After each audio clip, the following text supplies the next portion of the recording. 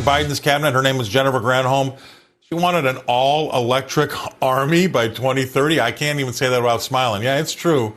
That ranks up there with defund the police as dumb ideas that actually had support. Well, you won't be surprised to hear that these dumb ideas now have lost their footing, thank God. Detroit got pushed very hard in the EV direction while customers went in a totally different direction. It led Ford to a $19.5 billion write-down on their EV investments. That, my friends, is one of the biggest corporate write-offs in years. $19.5 billion on a folly, a dumb idea on its face. But hey, it's what the government wanted them to do, right?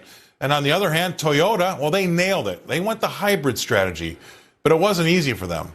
Tesla fared well because they already owned much of the EV market and they understood that weight range issue a lot better than anybody else did. So maybe the Biden administration should have done more homework. Maybe, I think so.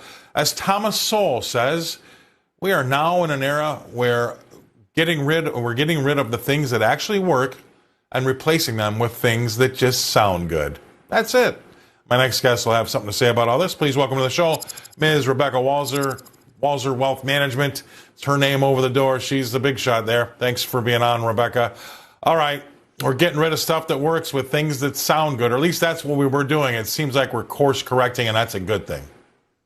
$19 billion write-off, Scott. This is exactly why we should be electing business leaders to the presidency instead of career politicians that have never actually signed the front of a paycheck. You're an entrepreneur. I'm an entrepreneur. When you write and sign the checks, of course, everything is ACH now, but when you push the button to approve the payroll to sign the checks automatically, you understand what it means to deliver a good or a service that is actually in demand by the American public instead of fiat ruling by fiat and saying this is the direction of an industry, i.e. electric vehicles for U.S. car manufacturers, and this is what we're going to do, and it is not going to work. Capitalism works because it is the system itself deciding who the winners and the losers are, not the government. And when the government steps in and puts their thumb on the scale trying to push EVs to where they think they should go, this is the kind of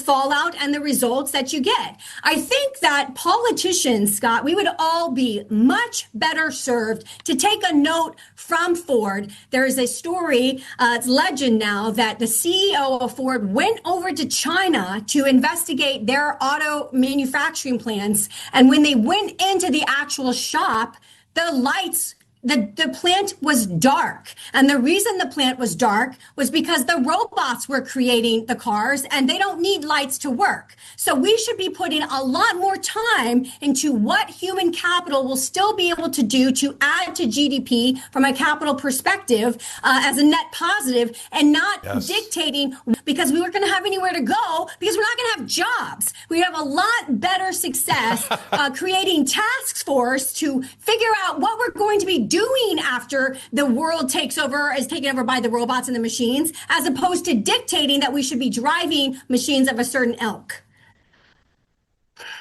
Yeah, well, I agree with you 100%. Short segment today, but man, we could go on and on with this one. All I remember after she said that was, can you imagine saying to another army, can you wait a second? Our tanks need to be recharged. We're not ready to fight right now. I mean, it's just absolutely ridiculous. Thank you very much, Rebecca, for coming on the show. Love all your content. Thank you.